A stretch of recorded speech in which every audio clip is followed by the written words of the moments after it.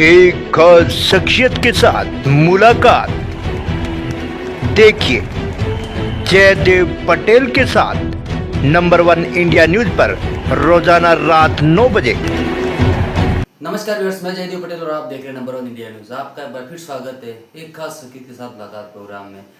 आज हम बात करेंगे दिल्ली ब्लास्ट में आतंकी हमला करने वाले जो सुसाइड बॉम्बर जो आतंकी था उमर नबी, उसका एक वीडियो वायरल हुआ। इसी के साथ साथ में इसको लेकर जो नई सियासत शुरू हुई है ये कहाँ तक सही है, और साथ ही पश्चिम बंगाल में SIR की प्रक्रिया जो शुरू हुई है उसके बाद कहीं ना कहीं जो अवैध बांग्लादेशी बंगाल को छोड़ के जा रहे हैं, ये क्या दर्शाता है। इन्हें तामुतर बात के लिए हमारे साथ खास सामान है उत्तर प्रदेश के पूर्व DGP AK जैन।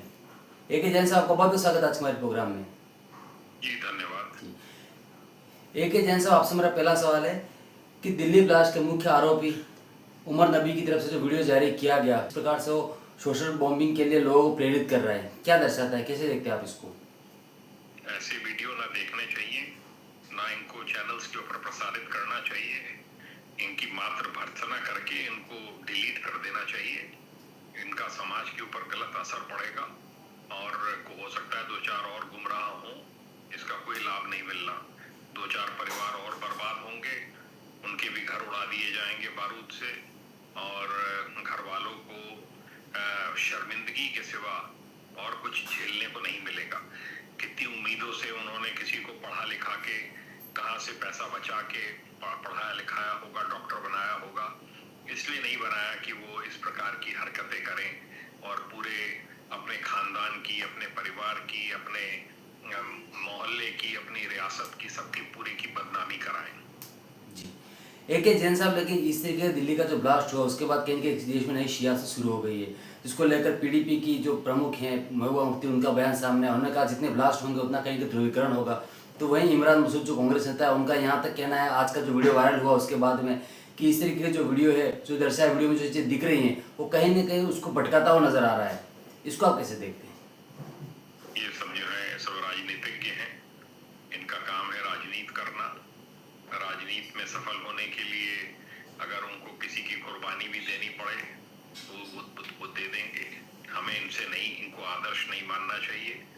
हमें समाज में देखना चाहिए जो पढ़े लिखे लोग हैं, सभ्य लोग हैं, उनकी बात सुननी चाहिए और समझना चाहिए कि हमारे हित में नहीं है।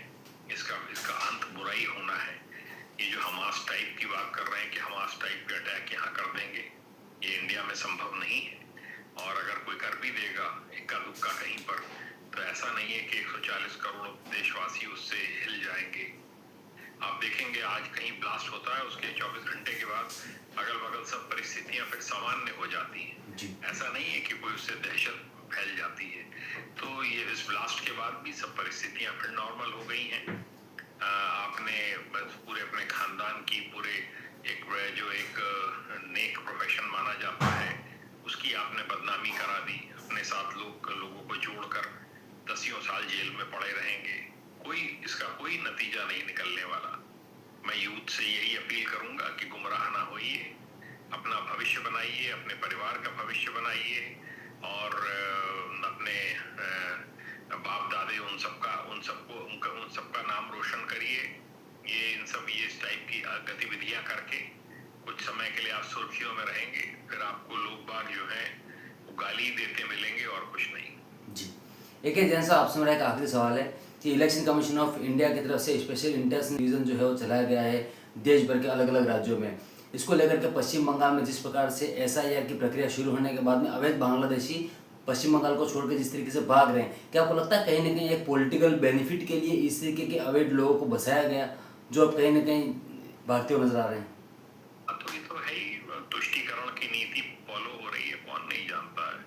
सब जानते हैं पश्चिमी बंगाल में क्या हो रहा है। वहां से इंडस्ट्री भाग रही है, वहां पे जो वहां के नेता हैं, चाहे वो TMC के हों, चाहे पहले आप कम्युनिस्ट वाले ले लें, वो सब के सब ट्रांसफर हो गए, TMC में आ गए। मुझे तो वहाँ बहुत से लोग मिलते हैं जो सर्विस में है, बताते हैं कि गुंडा टैक्स खुलेआम वसूला जाता है वहां पर।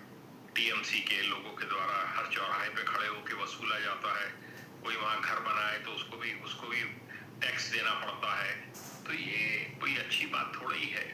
वहां तो बताते हैं कि क्राइम हो जाते हैं और थानों पे लिखा भी नहीं जाता है। तो जिस तरह का तुष्टीकरण की नीति के तहत वहां पे लोगों ने इनको वोटर बनवाया है, ये सब भागने चाहिए। इसीलिए तो सर का SIR का अपोजिशन हो रहा है, अन्यथा क्या होगा। मुझे भी फॉर्म भरना था, मैंने भर के दे दिया, 2 मिनट लगे, भर के दे दिया, उसमें क्या दिक्कत है। हमारी फैमिली का भर के दे दिया। अगर आपके पास सब पेपर्स हैं, आप जेन्युइन सिटीजन है इस कंट्री के, तो कोई प्रॉब्लम नहीं है। ये बांग्लादेशी, रोहिंग्या, अगर इस प्रकार के गलत लोगों को आप स्टेट्स में बसाएंगे और उनके वोट्स के माध्यम से आप पावर को कैप्चर करना चाहेंगे, तो ये तो सरासर गलत है। और ऐसी टेंडेंसी के ऊपर सख्ती से रोक लगाई जानी चाहिए। और मैं समझता हूँ इलेक्शंस में ऐसे लोग स्वतः अब एक्सपोज हो जाएंगे। जी, एक एजेंसी आपने हमारे लिए समय निकाला, उसके लिए आपका बहुत बहुत धन्यवाद।